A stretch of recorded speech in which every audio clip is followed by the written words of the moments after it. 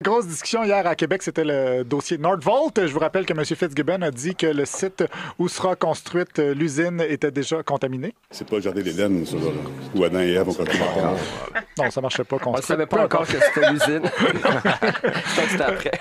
Peu importe, cette déclaration, elle a donné le ton à la journée qui s'est déroulée sous le signe des fruits. Parce que, voyez-vous, notre collègue Thomas Gerbet a noté que pour un projet résidentiel précédent, on jugeait que les milieux humides étaient menacés, mais que cette inquiétude-là a disparu depuis que c'est Nordvolt qui va s'y installer sur ce site-là. M. Fitzgibbon a expliqué que les deux projets n'étaient pas pareils pantoute. Il y avait un projet immobilier sur le terrain, puis là, oups, ça a été abandonné pour un projet de Nordvolt. Alors qu'on compare des pommes et des oranges, le terrain ou le projet immobilier à l'époque respectait pas les enjeux pour la protection du petit Bionjo. Le petit Blongio devrait être rassuré. Les deux projets sont comme des pommes et des oranges. Le petit Blongio, là, ça vous dit rien.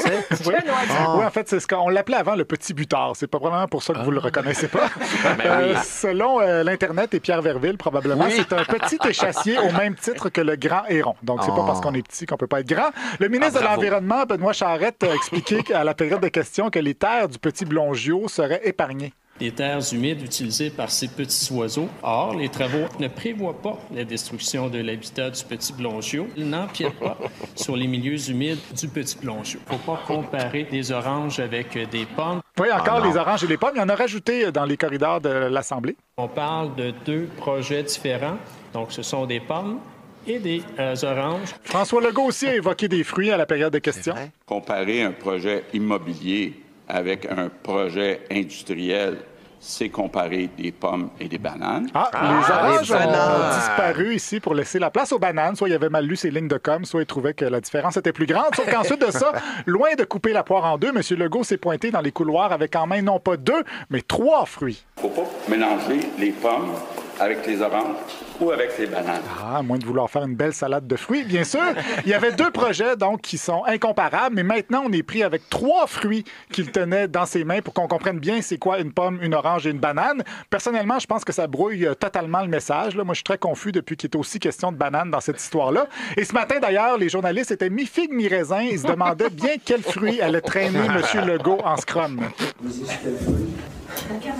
Il va sûrement arriver avec son panier d'épicerie. C'est-tu des produits du Québec? Ça, c'est des fruits. Est-ce que ce sont des bananes? Des oranges, des bananes du Québec. Mais oui. C'est un panier bleu. Non, il n'y a pas de banane de serre du Québec sur le panier bleu. J'ai pu vérifier juste avant que ça ferme. Malheureusement, M. Legault s'est contenté de leur offrir la version anglaise. It's not the same project, so you cannot compare apple and oranges or bananas.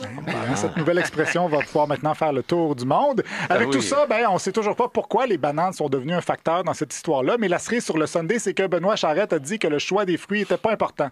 Est-ce que M. Legault a fait preuve de désinvolture hier avec ses fruits? Là? Moi, ce que je disais aussi, c'est qu'on ne peut pas comparer des pommes avec des bananes ou des oranges, peu importe les fruits. Peu importe le fruit, voilà, aussi simple que ça. Peut-être trop même, parce que de réduire un projet de 7 milliards à 3 fruits, c'est quand même un peu simpliste. Pas mal sûr que tout ce que les gens ont retenu de toute façon, c'est que M. Legault traîne beaucoup de fruits dans sa boîte à lunch. Et au final, on verra plus tard les résultats de tout ça. Après tout, on reconnaît l'arbre à ses fruits.